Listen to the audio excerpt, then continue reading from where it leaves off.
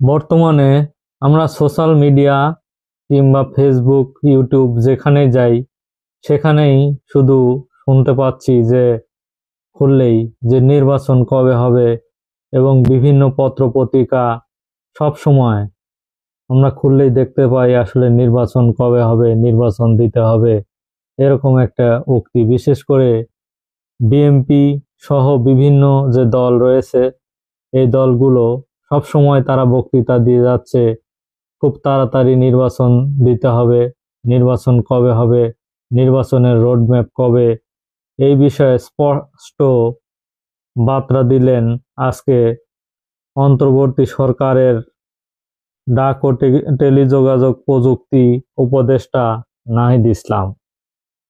তিনি কঠোরভাবে বলেন, বর্তমান অন্তর্বর্তী সরকার একটি তত্ত্বাবধায়ক সরকার নয়। উল্লেখ করে তিনি বলেন, আমরা অন্তর্বর্তী সরকার, আমরা কিন্তু তত্ত্বাবধায়ক সরকার না। শুধু আমাদের এই কাজটা শুধু নির্বাচন দিয়ে চলে গেলেই হবে না বলে তিনি মন্তব্য করেছেন। তিনি আরো বলেন, ইতিমধ্যে প্রাতিষ্ঠানিক সংস্কারের জন্য বিভিন্ন কমিশন গঠন করা হয়েছে।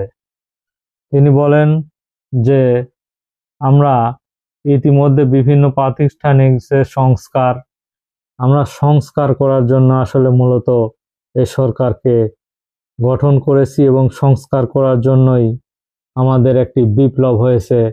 আমরা কিন্তু কোনো ভোট বা নির্বাচন দেওয়ার জন্য এখানে আসিনি বলে তিনি কঠোরভাবে হুঁশিয়ারি করে দেন। তিনি বলেন, আমরা বিভিন্ন যে প্রাতিষ্ঠানিক সংস্কারের কাজ শুরু করেছি, এই সংস্কারের কাজ শেষ হলেই নির্বাচন হবে। সোমবার 18 নভেম্বর কমনওয়েলথ সহকারী মহাসচিব অধ্যাপক লুইস ফ্রান্সেসির সঙ্গে সাক্ষাৎকালে নাহিদ ইসলাম এই কথা বলেন। তিনি আরো বলেন যে অন্তর্বর্তী সরকার সারা পৃথিবী থেকে সমর্থন পেয়েছে। তিনি একটি তথ্য দিয়েছেন যে সারা পৃথিবীর সবাই এই সরকারকে সমর্থন দিয়েছে, যা এখনো অব্যাহত আছে। জুলাই আগস্ট গণ অভ্যুত্থানে হত্যার বিচার চলমান। জুলাই আগস্টে যারা হত্যাকাণ্ড চালিয়েছে তিনি এই কথা খুব জোর দিয়ে বলেন যে জুলাই আগস্টে আমাদের এই বিপ্লবের সময় যারা হত্যাকাণ্ড চালিয়েছে এই হত্যাকাণ্ডের আগে বিচার হতে হবে। এছাড়া তিনি আরো বলেন যে বিচার নিরপেক্ষভাবে শেষ করতে হলে কমনওয়েলথ সরকারের সহযোগিতার প্রয়োজন। পাশাপাশি নতুন বাংলাদেশ বিনির্মাণে কমনওয়েলথ দেশগুলোর সহযোগিতা কামনা করেন এই নাহিদ ইসলাম।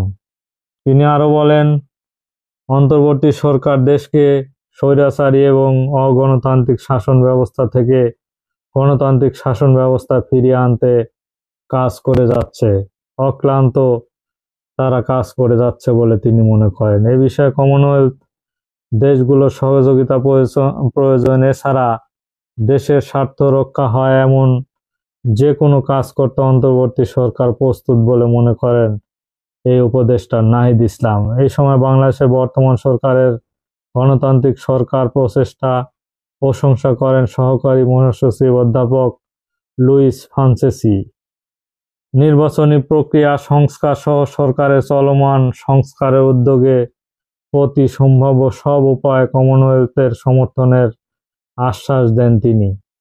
এছাড়া বৈষম্যমুক্ত, অন্তর্ভুক্তিমূলক এবং সমৃদ্ধ বাংলাদেশ গড়তে অন্তর্বর্তী সরকারের সঙ্গে কাজ করার জন্য কমনওয়েলথ অঙ্গীকারের ওপর জোর দেন এই লুইস ফ্রান্সেসি।